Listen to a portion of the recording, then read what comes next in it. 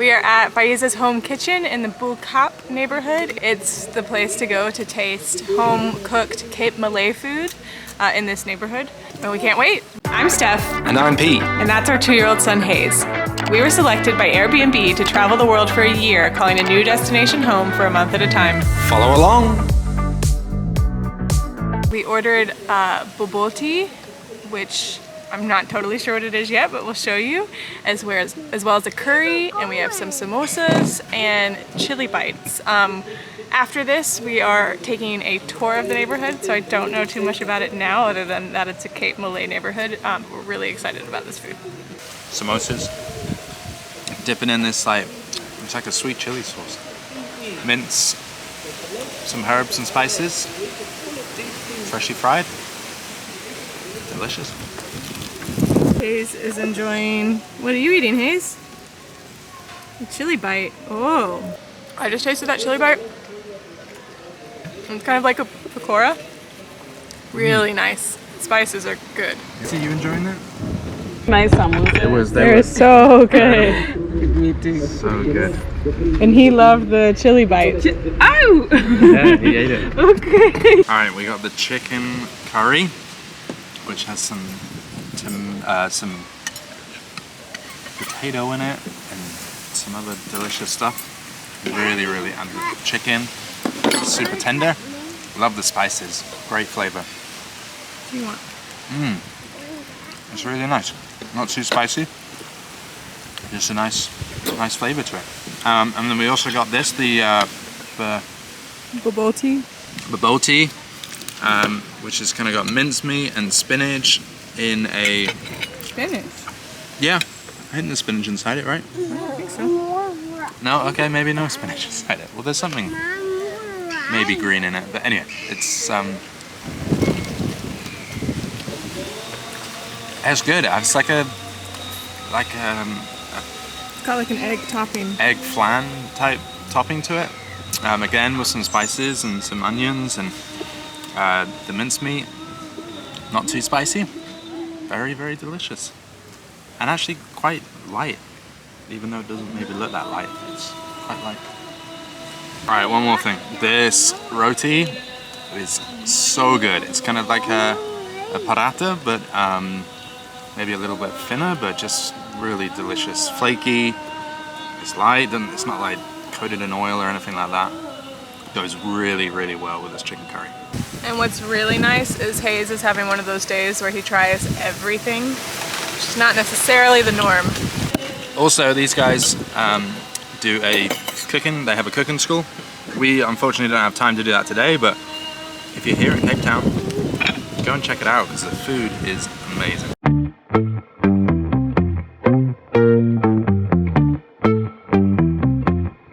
Okay, I'm gonna try to summarize this tour, starting with the fact that we are in the Bo Kaap neighborhood, which is one of the oldest in Cape Town, and it originated from the fact that the Dutch East India Company were here bringing enslaved workers and paid laborers from the Cape Malay, which includes Indonesia and the islands of Indonesia.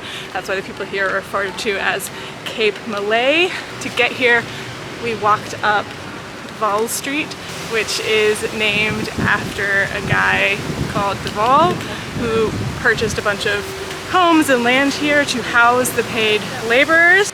Our first stop was Awal's Masjid, which is the first mosque in Cape Town or South Africa. Anyway, it was started by a guy with a very long name, which I'll put here, who actually spent years on Robben Island before Nelson Mandela and the stalwarts of the ANC, because that's where the Dutch would send people to prison. He was in present-day Indonesia, starting an uprising against the Dutch East India Company. So they shipped him here, put him in Robben Island, and when he got out, he started that mosque. This neighborhood is not that big, but currently, present day, there are 10 mosques in the area. While he was in prison, he's famous for having copied the entire Quran from memory, I think a couple times, if not several. That mosque there has one of the copies, and when he got out, which was during the British brief occupation here, they allowed him to import some actual copies and realize how little mistakes he had actually made. He also started the first school in Cape Town, even though some of the other suburbs with Dutch and British origins claim the first schools. The first school is actually, I think, actually right behind me.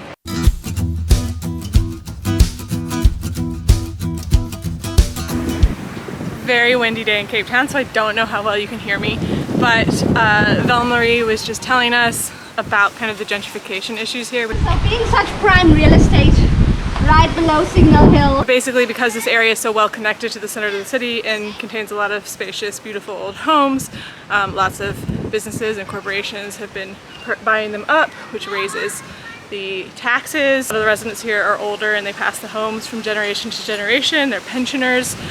So there's been, woo, it's windy, quite a bit of resistance. And she was saying about 2 years ago, they were actually successful in getting the neighborhood recognized as a historical area. Not all of it, but a large percentage of it, I think. So still fighting against the gentrification of the neighborhood.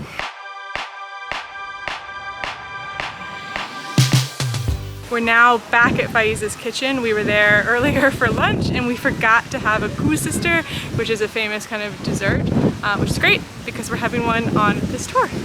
She explained that there's basically two versions here. There's the Afrikaans version, which is more just like a typical donut, very, very sweet, dunked in tons of syrup. And then that's the koesister, and then there's the koesister, which is the one we're having, which is the Cape Malay version, so much more heavily spiced. With things like aniseed and tangerine peel and stuff like that. So we're about to try it. I almost forgot two interesting facts. One, Faeeza's Kitchen, I should have told you earlier, was on Somebody Feed Phil, the Netflix show, but also when, as she described them, the ex-royals, Harry and Meghan, were in Cape Town a few years ago. They did a Bo Kaap tour, not with Valmarie, but they stopped by Faeeza's Kitchen. It's like a very sticky bun. Like, not much more really to add. Do you like I it? guess it's a bit like banana bread, but then like it's soaked in syrup, which is great. And then with toasted coconut on top. I'm a fan. Are you a fan? Do you like it? Okay, you take that one. You hold that. Hold it.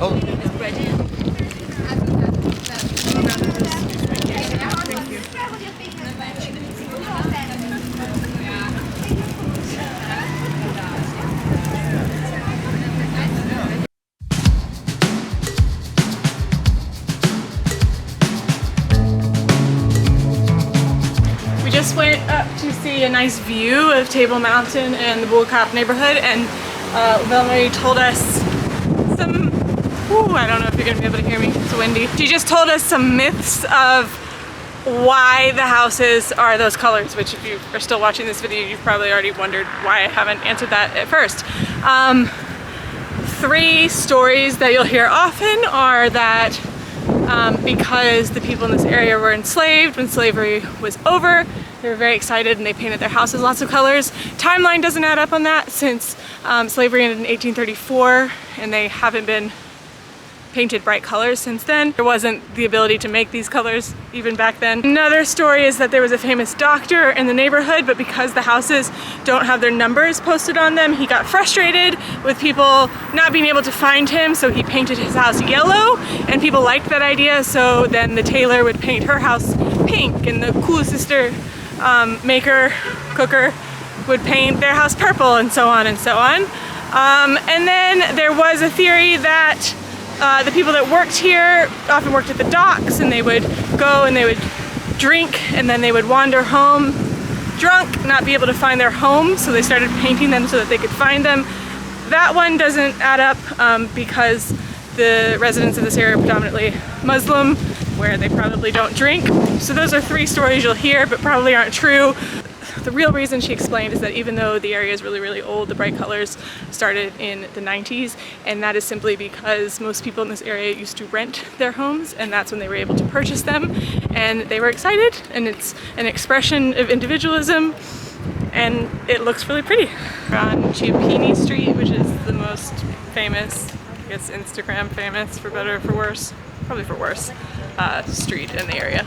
We also learned a little bit about why this area did not become whites only during apartheid, despite the fact that District 6 is right next door, it's really close to the city, and she explained that they were planning to, and in fact you can see there's a big chunk of road, like freeway that was built that just like abruptly ends. Pete had actually wondered about it, and she explained that they were trying to go into this area and separate it like they had done other areas, but they kept encountering mosques, and the mosques would write a letter and make it really difficult for them to build, and that would happen over and over and over. So eventually that, coupled with international pressure, meant that this area was never whites only. It did, however, become Muslim only for a brief period, I think in the 50s.